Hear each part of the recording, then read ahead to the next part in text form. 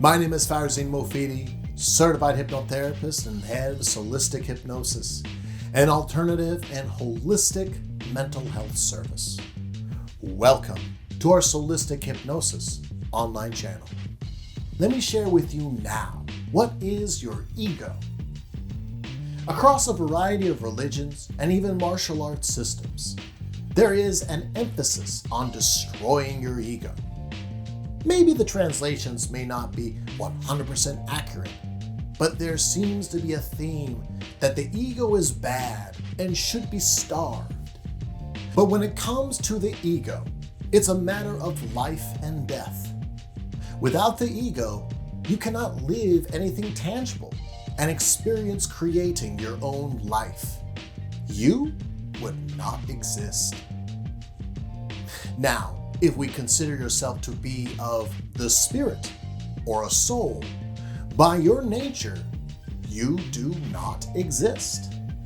The spirit is of naught, so it only makes sense that without the ego, you do not exist. Literally, you do not exist. So again, what is the ego? Simply put, your ego is your mind and body, or who you are. So it would only make sense that your ego allows what you are to exist tangibly and to have a life of your own. With the body, aka your physical dimension, your soul, can experience being tangible, visible, and graspable. With the mind, aka your mental dimension, your soul can experience creating your worldly identity into something that lives a life of its own. With the ego, you have a name, you have a past that backs up how you habitually act now. And to top it off, you possess a tangible body to live a tangible life.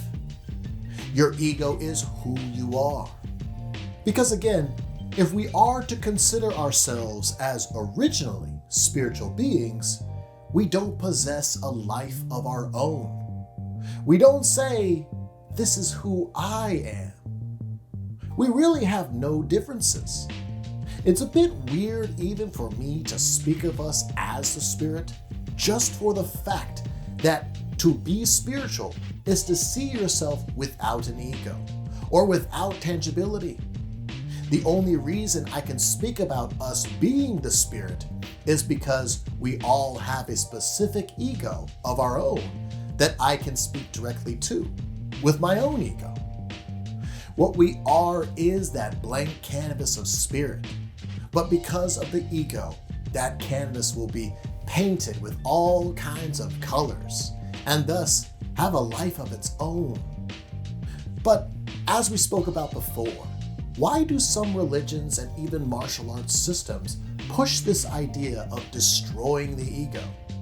Is it not beneficial to have a form to live through?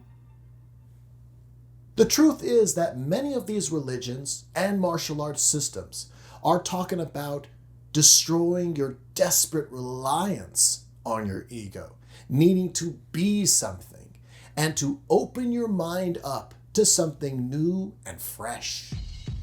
You see, if one becomes an egoist or forgets their spiritual nature, this person will think that who they are presently is what they really are.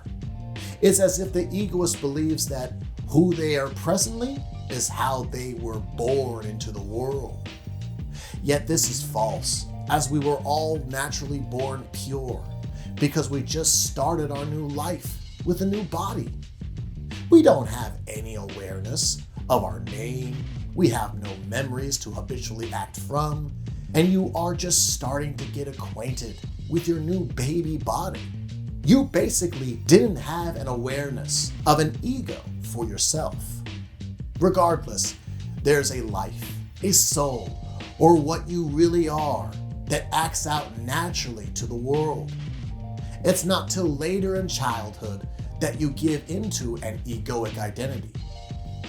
Still, beyond the ego you eventually embrace, your soul still plays itself out through the ego.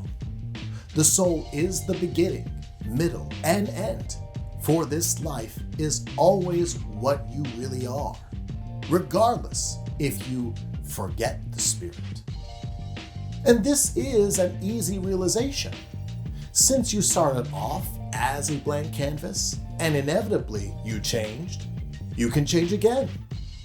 Thus, you never really are who you are presently, but instead you are your soul's spiritual ability to change your ego into anything. This is the marriage of the ego and the spirit, working together in harmony.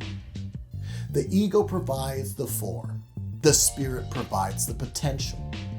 Give thanks to having a mind and a body, or give thanks to having an ego. Just always remember that what you really are, beyond your ego, is that blank canvas of the spirit. Who you are can change. All you must do is remember what you really are.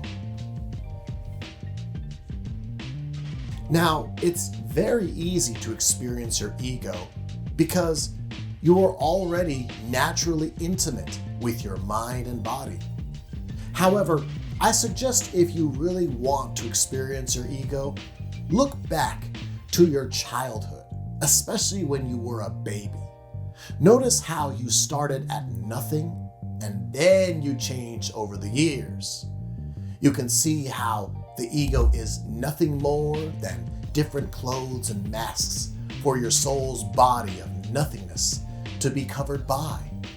See how one can get stuck wearing the same clothes and masks for a long time. Thus, you will have to care for your egoic wardrobe.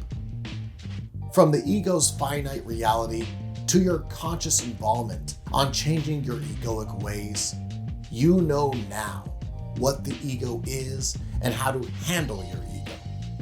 Stay tuned as I will be giving plenty of free education on how to make change to your ego and spiritual connection using hypnosis and other holistic methods. With that said, I look forward to hearing from you all and stay tuned for more Solistic hypnosis content. Take care, and I'll see you in the next video.